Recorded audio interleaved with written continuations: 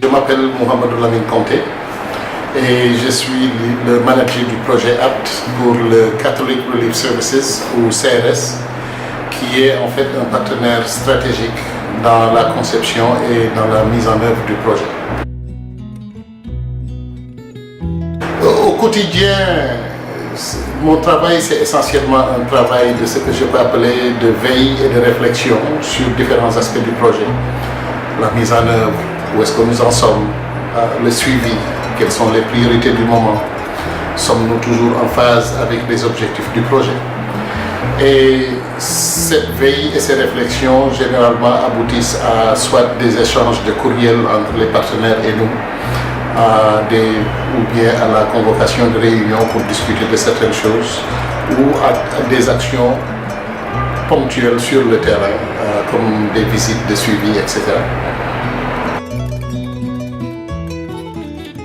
Je pense que ce que j'aime le plus dans le projet APT, c'est que le projet APT donne, à mon avis, un maillon qui manquait dans la chaîne de l'éducation. Je pense que quand on inculque des connaissances techniques comme les sciences, les lettres, on reste toujours dans le domaine de l'enseignement ou de l'instruction. Mais si on donne aux élèves des collèges et aux apprenants des centres de formation professionnelle et technique des compétences de vie. Ce que j'appelle comme compétences de vie, c'est apprendre à ces élèves et ces apprenants comment gérer les aspects quotidiens de la vie, comme gérer les relations humaines, gérer les finances, gérer la citoyenneté, etc. Quand nous faisons ça, nous entrons vraiment dans le domaine de l'éducation. Et je dis toujours que sans APT, les écoles instruisent ou enseignent. Mais avec APT, les écoles éduquent.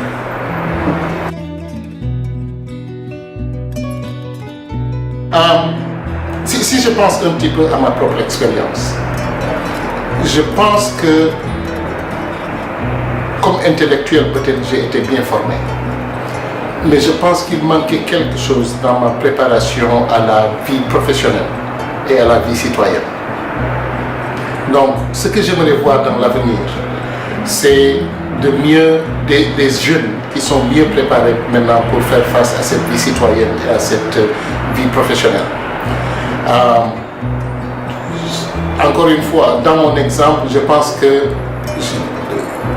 nous sommes toujours dans un stade où on essaie de réagir par rapport à des urgences à cause de ce manque de préparation. Mais avec une bonne préparation comme celle de APT, je pense que les jeunes seront assez préparés et n'auront plus à toujours réagir à des situations d'urgence. Je pense que la majeure partie des pays ont réussi parce que les générations antérieures ont travaillé pour les générations actuelles. Et c'est ce que j'aimerais voir au Sénégal, qu'une génération soit au moins préparée pour pouvoir travailler pour les générations futures, au lieu d'être dans la dynamique de réagir à des situations d'urgence.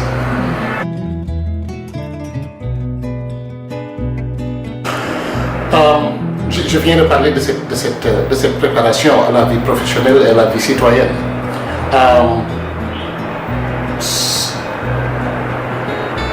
Ça veut dire quoi? Ça veut dire, à mon avis, que ce que APT peut changer au Sénégal, c'est en réalité même un changement de paradigme sur plusieurs aspects de la société, sur l'éducation, sur la société, sur la gestion des ressources humaines et financières, et même sur les questions d'égalité et d'équité des genres.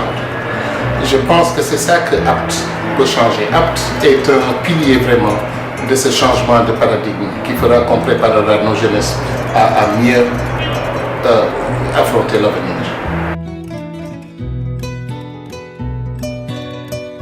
Il y a trois groupes de personnes essentiellement qui sont touchées par le projet APT. Il y a les deux premier groupe qui sont des acteurs de la conception et de la mise en œuvre.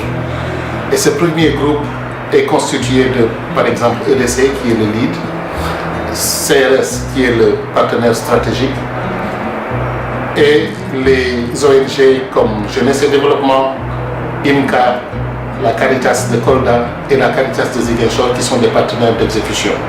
Ça, c'est le premier groupe. Le deuxième groupe est constitué par ceux que j'appelle les gestionnaires du système.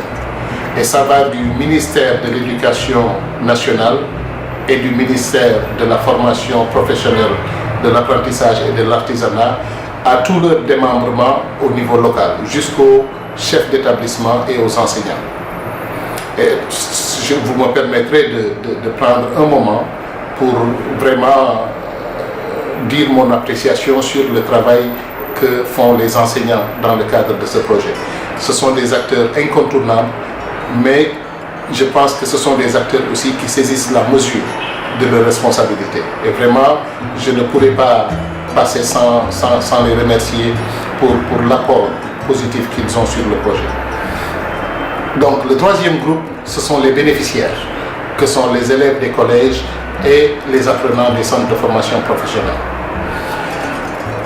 Eux aussi, je dois avouer, présentent vraiment beaucoup d'engouement pour le projet APT et contribuent largement aussi à un succès du projet APT. Maintenant, pour en revenir à votre question, sur ces trois groupes, je disais les deux premiers groupes que sont les acteurs de l'exécution et les deux ministères et leur démembrement, je voudrais que nous tous nous comprenions que c'est d'abord un privilège, mais c'est ensuite un sacerdoce d'être des pionniers qui sont à l'avant-garde de changements qui peuvent être profonds et significatifs pour le système éducatif du Sénégal. Donc, nous devons prendre cela comme un privilège, mais nous devons aussi le prendre comme un sacerdoce. Pour le troisième groupe, que sont les élèves et apprenants, je voudrais qu'ils sachent aussi qu'ils sont des pionniers, peut-être à un autre stade, mais qu'ils sont aussi des pionniers et qu'ils ont aussi un sacerdoce. Parce que la réussite de ces trois groupes fera la réussite du projet APT. Et nous devons tous, je pense, être conscients du fait que nous sommes vraiment à la porte de changement de paradigme profond pour une meilleure qualité d'éducation, une meilleure qualité de vie pour les populations sénégalaises. Je pense que si nous gardons ça en tête, nous réussirons, Inch'Allah, ce que nous voulons. Ce serait un paradoxe s'il y a des personnes qui ne sont pas touchées par le projet APT. Le projet APT est dans la dynamique de construire des leaders du changement. Et ces leaders du changement, que sont aussi bien les acteurs du projet que les bénéficiaires du projet, ils vont inévitablement impacter les autres. Donc, directement ou indirectement, tout le monde sera touché par le projet APT. Parce que si aujourd'hui, je ne sais plus, il y avait une récitation où je pense que c'est un vieux qui disait, mourant qui disait à ses descendants, ne laissez nul coin où la main ne passe et repasse. APT fera exactement ça. Je pense qu'en réussissant APT et en faisant de sorte que les acteurs de la mise en œuvre et les bénéficiaires soient les leaders de changement que nous espérons, nous finirons par toucher tout le monde. Donc il n'y aura plus personne qui n'est pas touché par le projet APT.